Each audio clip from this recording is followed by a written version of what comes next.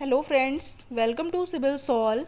Hydrology के इस lecture में हम देखेंगे कि प्रेसिपिटेशन से जो लॉसेस होते हैं वो कौन कौन से होते हैं, या इवेपोरेशन को कौन कौन से ऐसे फैक्टर्स हैं जो इफ़ेक्ट करते हैं और आप उनको कैसे फाइंड कर सकते हैं। तो चलिए स्टार्ट करते हैं lecture. Next topic which is losses from precipitation. तो जब प्रेसिपिटेशन होता है तो उसमें कुछ लॉसेस हो जाते हैं, जैसे कि हाइड्रोलॉजी में रन ऑफ की बात करूं तो रन ऑफ तो एक प्राइमरी कंसर्न है जो एक लॉस में कंसीडर कर सकते हैं, जबकि अदर फैक्टर्स कुछ हैं जैसे कि इवेपोरेशन, यानी कि इवेपोरेशन हो जाना प्रेसिपिटेशन का, transpiration losses, depression storage etcetera, ये सब एक लॉस की तरह ट्रीट किए जाते हैं। क्लियर है। फर्स्ट आता है इवेपोरेशन। तो इवेपोरेशन क्या होता है? ये वो प्रोसेस है जिसमें लिक्विड जो है वो वेपर या गैस में कन्वर्ट हो जाता है और वो फ्री सरफेस पे गैस में कन्वर्ट होकर एटमॉस्फेयर में चला जाता है। क्लियर है। तो जो भी लिक्विड की फ्री सरफेस है उस पर वो लिक्विड गैसेस में कन्वर्ट होकर एटमॉस्फेयर में चला जाता है, ये प्रोसेस कहलाता है इवेपोरेशन। तो कुछ फैक्टर्स हैं जो कि इवेपोरेशन को अफेक्ट करते हैं, जैसे कि फर्स्ट फैक्टर है वेपर प्रेशर। तो वेपर प्रेशर में क्या होता है कि evaporation is directly proportional to difference between saturated vapour pressure and actual prevailing vapour pressure. Means क्या है कि जो इवेपोरेशन होता है ये डायरेक्टली प्रोपोर्शनल होता है saturated vapour pressure minus actual vapour pressure के। क्लियर है। जैसे कि सपोज ये कोई सरफेस है वाटर की यहाँ पर, तो यहाँ से जो लग रहा है ये सैचुरेटेड वेपर प्रेशर लग रहा है, और जो डाउनवर्ड डायरेक्शन में एयर का जो प्रेशर लग रहा है तो ये है आपका एक्चुअल वेपर प्रेशर। क्लियर है। तो अगर EW की वैल्यू EA से ज़्यादा होगी, इसका मतलब है कि ओवरऑल इवेपोरेशन क्या होगा, प्रोसीड हो जाएगा, इवेपोरेशन हो जाएगा। तो इसीलिए इवेपोरेशन डायरेक्टली प्रोपोर्शनल होता है EW माइनस EA के। नेक्स्ट फैक्टर आता है टेम्परेचर। तो evaporation is directly proportional to temperature. जितना ज़्यादा एटमॉस्फेयर का टेम्परेचर होगा उतना ही ज़्यादा वाटर वेपर में कन्वर्ट होगा, उतना ही इवेपोरेशन ज़्यादा होगा। क्लियर है। विंड स्पीड क्या होता है कि vaporization rate include due to faster winds if the wind velocity is high. जितनी ज़्यादा विंड वेलोसिटी होगी ओवरऑल विंड इवेपोरेशन भी उतना ही ज़्यादा होगा। विंड स्पीड के प्रोपोर्शनल होता है इवेपोरेशन, बट एक लिमिट के बाद फाइनली क्या होता है कि इवेपोरेशन जो है उसके बाद कांस्टेंट हो जाता है। क्लियर है।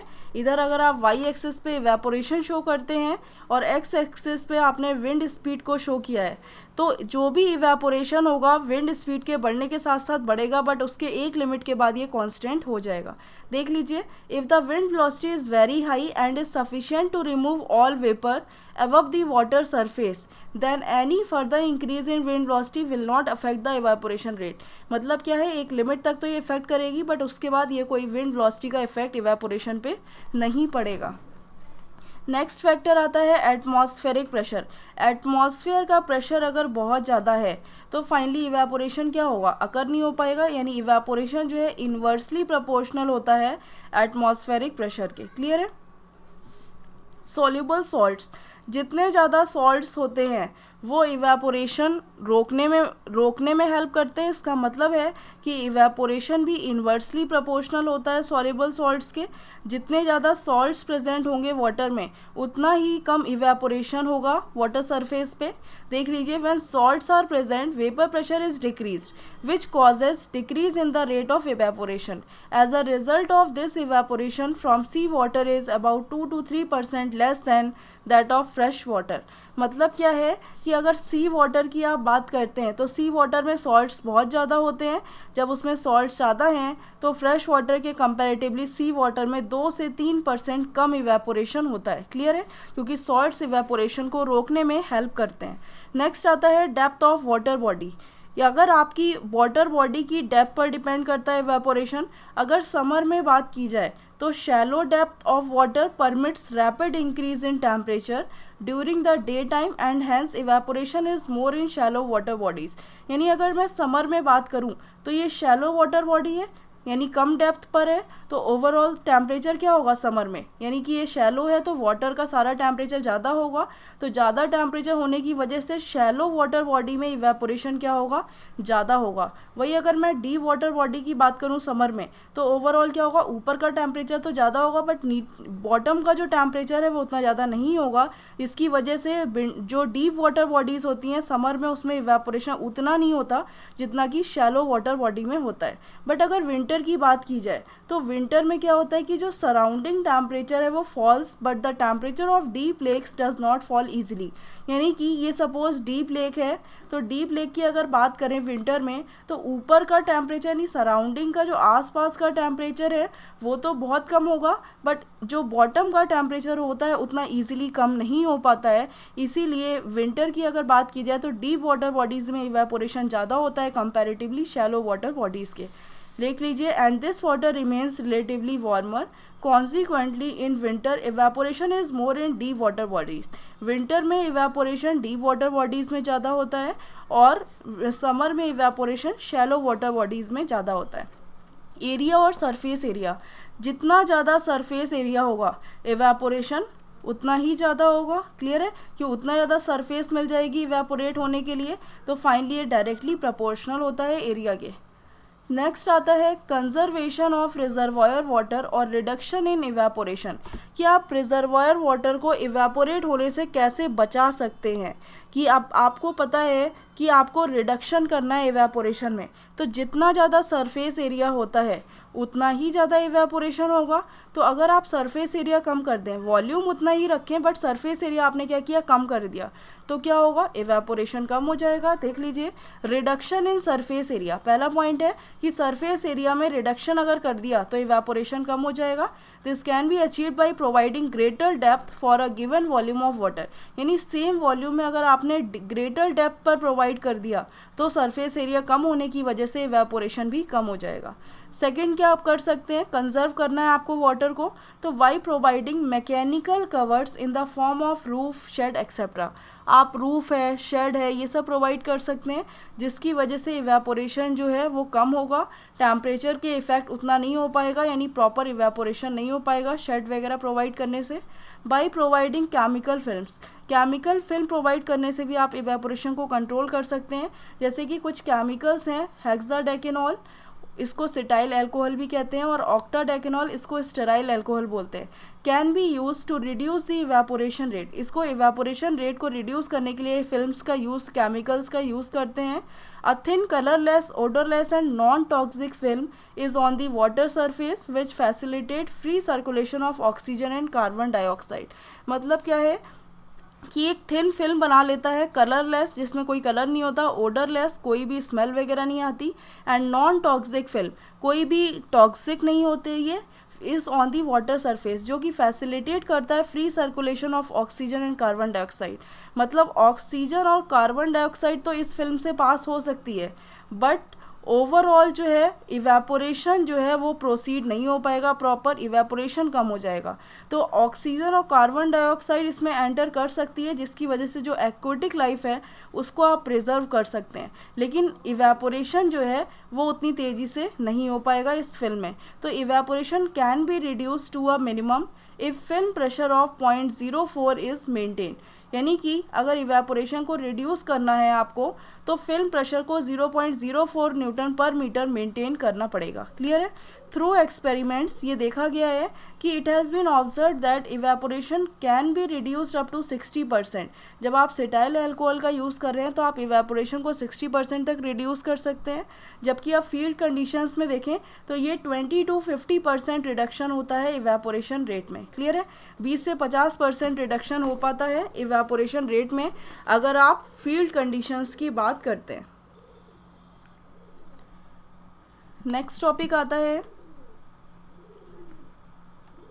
Methods to determine evaporation. कुछ मेथड्स हैं जिसके थ्रू आप इवेपोरेशन को डिटरमाइन कर सकते हैं। फर्स्ट है क्लास ए इवेपोरेशन पेन। तो क्लास ए इवेपोरेशन पेन जो है ये यूएस वेदर ब्यूरो ने डेवलप किया था। ये एक स्टैंडर्ड पेन होता है having a diameter of 10 mm and depth of 255 mm। एक ये सपोज ये ग्राउंड लेवल है, ठीक है। यहाँ पे एक पेन बना देते हैं, ये पेन रखते हैं। ये क्या होता है फाइनली कि ये पेन जो है ओवरऑल इसकी जो डायामीटर होता है ये 1210 mm होता है, 1210 mm, और जो ये इसकी डेप्थ होती है ये होती है 255 mm। क्लियर है। तो ये इसका बनाते हैं, जीआई शीट का होता है ये, और इसके जो टॉप सरफेस होती है इस पे वायर नेटिंग प्रोवाइड कर देते हैं, जिसके थ्रू इवेपोरेशन जो है वो आप नोटिस कर सकते हैं, मेज़र हो सकता है। और फाइनली क्या है, आप हेक्सा वायर नेटिंग की हेल्प से इवेपोरेशन भी हो जाएगा, और फाइनली इतने साइज़ का ये पेन प्रोवाइड कर देते हैं।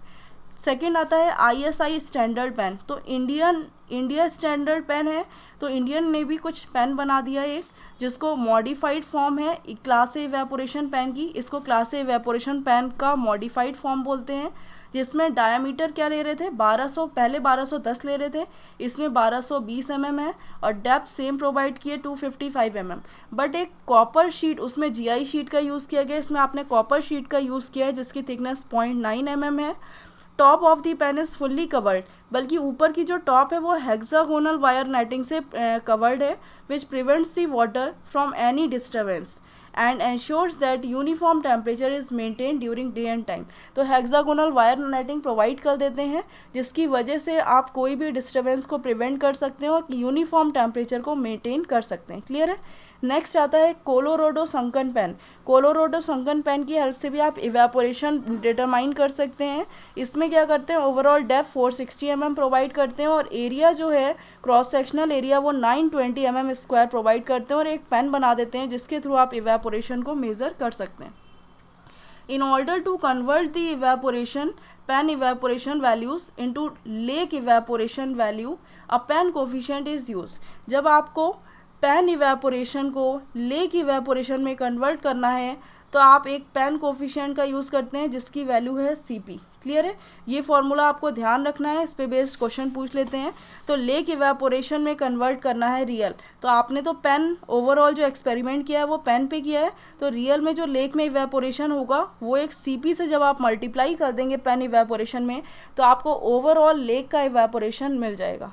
तो ओवरऑल CP की कुछ वैल्यूज़ हैं।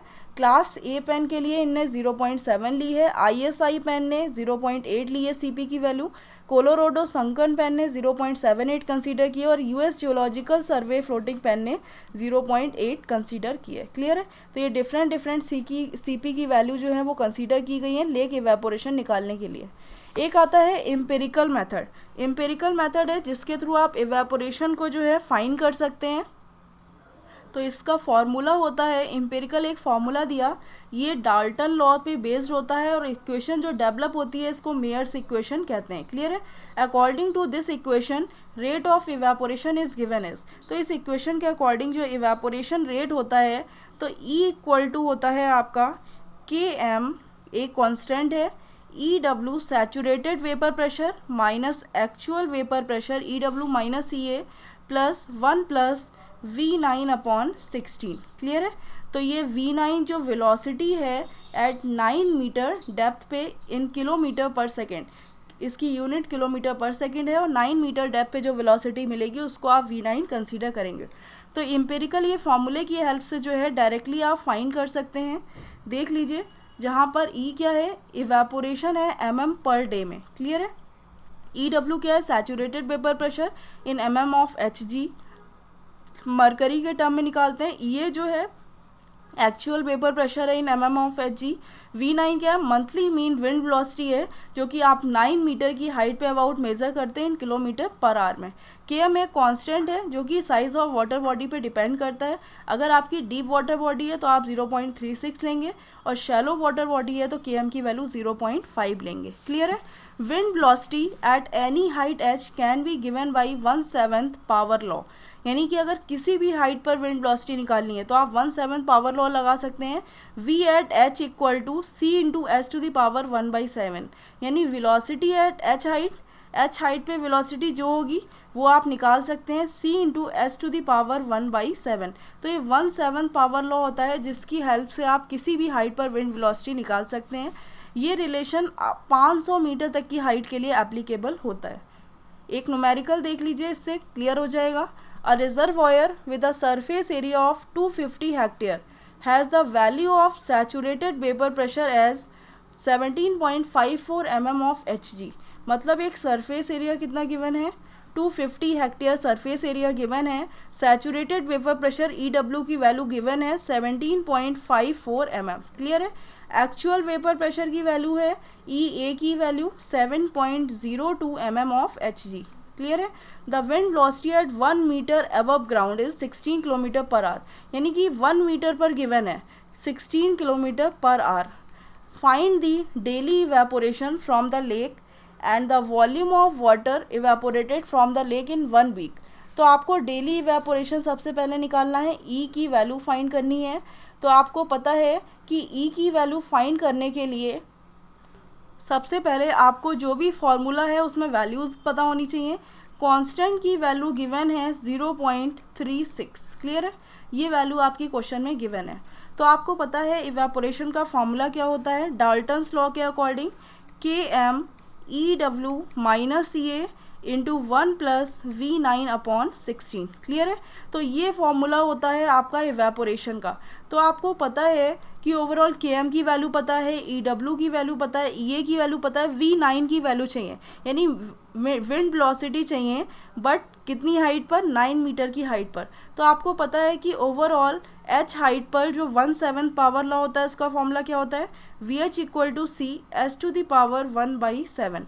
तो आपको ये पता है कि 1 मीटर की हाइट पर वेलोसिटी कितनी है, 16 = C, हाइट कितनी है 1 मीटर, 1⁻⁴ 1/7। तो यहाँ से आप कांस्टेंट की वैल्यू निकाल सकते हैं, 16 आ जाएगी। तो कांस्टेंट की वैल्यू पता है, आपको ओवरऑल निकालना है 9 मीटर की हाइट पे वेलोसिटी। तो V9 की वैल्यू निकालनी है, कांस्टेंट की वैल्यू 16 पता है, इंटू H यानी 9 मीटर की हाइट पे चाहिए, 1/7 पावर लॉ में आप पुट कर देंगे तो आपको मंथली विंड वेलोसिटी की वैल्यू मिल जाएगी, यानी V9 की वैल्यू आपको आ जाएगी 21.8 kilometre per our.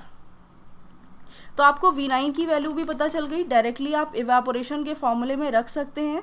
E = Km की वैल्यू है 0.36, EW जो आपको सैचुरेटेड वेपर प्रेशर गिवन है 17.54 माइनस एक्चुअल वेपर प्रेशर है 7.02 इंटू 1 प्लस V9 की वैल्यू आपको पता है 21.8 डिवाइडेड बाई 16। तो इस फॉर्मूले की हेल्प से आप ओवरऑल इवेपोरेशन निकाल सकते हैं 8.947 mm पर डे। तो आपको ये इवेपोरेशन की वैल्यू फाइंड हो जाएगी। अब क्वेश्चन में कह रहे हैं कि आपको क्या निकालना है, volume of water evaporated from the lake in 1 week, यानी 1 वीक में जो वाटर इवेपोरेट हुआ है वो आपको फाइंड करना है। क्लियर है। तो ओवरऑल एरिया आपको गिवन है, इवेपोरेशन आपको पता है, यानी कि पर वीक जो भी वॉल्यूम है, वॉल्यूम ऑफ इवेपोरेशन निकालना है कि एक हफ्ते में कितना इवेपोरेशन हुआ। तो आपको ओवरऑल mm पर डे में पता है, यानी एक दिन में पता है इवेपोरेशन कितना हुआ था, 8.947 mm है, इसको मीटर में कन्वर्ट कर सकते हैं, 10⁻³ से मल्टीप्लाई कर दिया, मीटर पर डे, यानी एक दिन में इतना हो रहा है, आपको एक वीक में निकालना है, 7 से मल्टीप्लाई कर देंगे, इंटू एरिया आपको गिवन है 250 हेक्टेयर, इसको 10⁻⁴ से मल्टीप्लाई कर देंगे, मीटर स्क्वायर में कन्वर्ट हो जाएगा। तो ओवरऑल आपका जो वॉल्यूम है एक हफ्ते का इवेपोरेशन का, वो आ जाएगा 15670 मीटर स्क्वायर। क्लियर है। तो ये आपको per week volume of evaporation मिल जाएगा। नेक्स्ट टर्म आता है ट्रांसपिरेशन। तो ट्रांसपिरेशन एक वो प्रोसेस है जब इसमें जो वाटर लीव्स होती हैं, water leaves the body of the plant and goes into atmosphere as water vapour. जब जो भी लीव्स होती हैं वो प्लांट की बॉडी से जो है वाटर लीव करती है, जो प्लांट की बॉडी है उससे जो वाटर निकलता है और वो एटमॉस्फेयर में चला जाता है एज वाटर वेपर। क्लियर है। यानी कि वाटर वेपर की फॉर्म में एटमॉस्फेयर में जब चला जाता है तो वो प्रोसेस कहलाता है ट्रांसपिरेशन। और इसको जो मेजर करने का इंस्ट्रूमेंट है इसको कहते हैं phytometer. Transpiration can be measured by an instrument called phytometer. और ट्रांसपिरेशन होता क्या है कि जब प्लांट की बॉडी से जो वाटर निकलता है और वो एटमॉस्फेयर में वाटर वेपर की फॉर्म में कन्वर्ट हो जाता है उसको कहते हैं transpiration. Transpiration takes place along with evaporation of water from soil and other water bodies. यानी ट्रांसपिरेशन जो हो रहा है साथ साथ इवेपोरेशन, वाटर के इवेपोरेशन के साथ सॉइल से एंड अदर वाटर बॉडीज से। मतलब क्या है कि ओवरऑल वाटर प्लांट की बॉडी से ट्रांसपिरेशन वाटर निकल भी रहा है और साथ ही साथ इवेपोरेट भी हो रहा है। तो इन दोनों टर्म्स को कंसीडर करके एक फॉर्म में कन्वर्ट कर देते हैं, एक सिंगल टर्म कहते हैं जिसको कहते हैं इवेपो ट्रांसपिरेशन। मतलब वाटर बॉडी से निकलना और साथ ही साथ इवेपोरेट हो जाना अदर वाटर बॉडीज़ के साथ साथ, तो उस कंबाइंड टर्म को आप कहते हैं इवेपो ट्रांसपिरेशन। तो this evapotranspiration is a direct measure of water required by plants during its growth period. मतलब क्या है कि ये वो इवेपो ट्रांसपिरेशन है, यानी ये वो वाटर है जो कि प्लांट्स को रिक्वायर्ड होता है उसकी ग्रोथ पीरियड में, क्योंकि जो प्लांट लेता है ओवरऑल वाटर जो है एज अ फूड लेता है, उसको जो है ट्रांसपिरेट यानी वाटर बॉडी से अपनी बॉडी से निकाल देता है, उसको इवेपोरेट कर देता है। तो उस कंबाइंड टर्म को कहते हैं इवेपो ट्रांसपिरेशन। तो इस इवेपो ट्रांसपिरेशन को आप कंजम्पटिव यूज़ भी कह सकते हैं। कंजम्पटिव यूज़ का मतलब है कि ओवरऑल कंजम्पटिव यूज़ को कहते हैं कि water during transpiration plus water during evaporation, यानी इवेपोरेशन प्लस ट्रांसपिरेशन के टाइम पे जो वाटर यूटिलाइज किया गया है प्लांट के थ्रू, तो वो ओवरऑल कहलाता है कंजम्पटिव यूज़। प्लांट्स ने कितना वाटर यूज़ किया, कितना उसको ट्रांसपिरेट कर दिया और कितना इवेपोरेट कर दिया, क्लियर है। तो वो ओवरऑल टर्म आपका कंजम्पटिव यूज़ कहलाता है। कुछ मेथड्स हैं जो कि इवेपो ट्रांसपिरेशन को फाइंड करने के हैं, जैसे कि पहला है लेजीमीटर मेथड। इस मेथड में आप क्या करते हैं कि ओवरऑल एक बेस बनाते हैं, क्लियर है, एक प्लॉट लेते हैं कुछ थिकनेस का, इसमें आप क्या करते हैं परफोरेटेड बेस बीच में प्रोवाइड कर देते हैं और यहाँ पे डिफरेंट क्रॉप्स लगी होती हैं। तो जब क्रॉप्स होती हैं इस फील्ड में तो ओवरऑल ऊपर से आपने डिस्चार्ज Q1 डाला और उसमें कुछ प्लांट्स ने यूज़ किया और कुछ डिस्चार्ज यहाँ पे नोट कर लिया Q2 निकल आया। तो ओवरऑल इवेपो ट्रांसपिरेशन क्या हो गया, इसको कंजम्पटिव यूज़ भी बोलते हैं। Q1 माइनस Q2 मतलब प्लांट ने कितना यूटिलाइज़ किया, प्लांट जितना यूटिलाइज़ करेगा उतना ही तो वो इवेपोरेशन और ट्रांसपिरेशन की फॉर्म में बाहर निकाल देगा। तो यहाँ पे आपने देखा कि Q1 डिस्चार्ज इस फील्ड में डाला और Q2 डिस्चार्ज निकला, तो ओवरऑल कितना जो वाटर था वो यूज़ कर लिया प्लांट ने, वो आपका कहलाता है इवेपो ट्रांसपिरेशन। और ये मेथड होता है लेजीमीटर मेथड। फील्ड प्लॉट मेथड आता है। फील्ड प्लॉट मेथड में क्या होता है कि एक फील्ड लेते हैं, इसमें डिफरेंट टाइप की क्रॉप लगा देते हैं, क्लियर है। सपोज़ ये कोई क्रॉप C1 थी, ये कोई क्रॉप C2 थी और कोई क्रॉप C3 थी, तो हर की ग्रोथ अलग अलग होगी, हर कोई वाटर एब्जॉर्प्शन ज़्यादा करेगा, अपने अकॉर्डिंग करेगा। तो सपोज इसकी जो ईल्ड थी क्रॉप की वो Γ1 थी, इसकी Γ2 थी और थर्ड क्रॉप की Γ3 थी।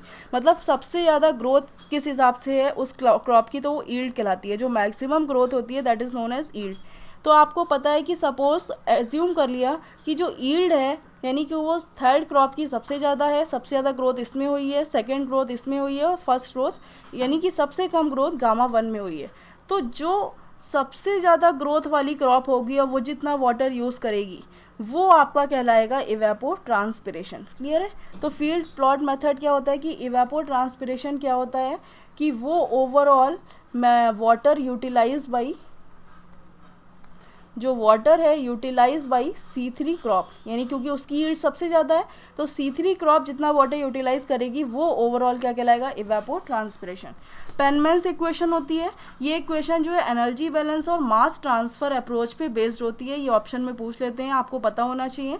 एक मेथड आता है ब्लैने-क्रेडल इक्वेशन। ब्लैने-क्रेडल एक एम्पिरिकल इक्वेशन है, इन्हें एक डायरेक्ट इक्वेशन दे दी इवेपोरेशन फाइंड करने के लिए, जिसको आप बहुत ज़्यादा यूज़ करते हैं, इरिगेशन इंजीनियर्स के द्वारा यूज़ की जाती है। इरिगेशन में ये सबसे ज़्यादा यूज़ होती है। जब आप इरिगेशन पढ़ेंगे तो इस इक्वेशन का यूज़ भी पढ़ेंगे। नोट देख लीजिए, the line joining the points of equal evapotranspiration. Equal evapotranspiration depth की जो पॉइंट्स हैं उनको ज्वाइन करने पे जो लाइन बनती है उसको कहते हैं आइसोप्लथ, क्लियर है। In India annual potential evapotranspiration मतलब क्या है कि जो कंजम्पटिव यूज़ इसको कह सकते हैं, क्योंकि जो मैक्सिमम वाटर पोटेंशियल मतलब वो मैक्सिमम वाटर जो प्लांट यूटिलाइज कर रहा है अब उसी को ट्रांसपिरेशन और इवेपोरेशन की फॉर्म में निकाल देगा। तो पोटेंशियल इवेपो ट्रांसपिरेशन हाईएस्ट जो है देखा गया है राजकोट में with a value of 214.5 centimetre. ये गुजरात में है एक प्लेस जहाँ पर ये देखा गया है कि 214.5 सेंटीमीटर सबसे ज़्यादा पोटेंशियल इवेपो ट्रांसपिरेशन की वैल्यू मिली है, क्लियर है। नोट देख लीजिए, transpiration is essentially confined to daylight hours. जो ट्रांसपिरेशन होता है वो सिर्फ दिन के टाइम ही होता है, क्योंकि जब फोटोसिंथेसिस होती है और फोटोसिंथेसिस में प्लांट्स जो हैं वो अपने कार्बोहाइड्रेट बनाते हैं अपने लिए, तो उसी कंडीशन में वो बॉडी से अपना क्या करते हैं, वाटर को छोड़ते हैं। तो ये सिर्फ डे लाइट प्रोसेस है, क्योंकि फोटोसिंथेसिस भी सिर्फ दिन में होता है। जबकि इवेपोरेशन की बात करें तो जब उसको टेम्परेचर ज़्यादा मिला वो वाटर वेपर में कन्वर्ट होता रहेगा वाटर। ये एक ऑन गोइंग प्रोसेस है, continuing all through day and night. ये दिन में भी हो सकता है और रात में भी हो सकता है, बल्कि although the rates are different. हो सकता है दिन में रेट इसका ज़्यादा हो, रात में कम हो, बट ओवरऑल ये रात और दिन दोनों पूरे दिन का प्रोसेस है, बल्कि ट्रांसपिरेशन सिर्फ डे लाइट आवर्स में ही होता है।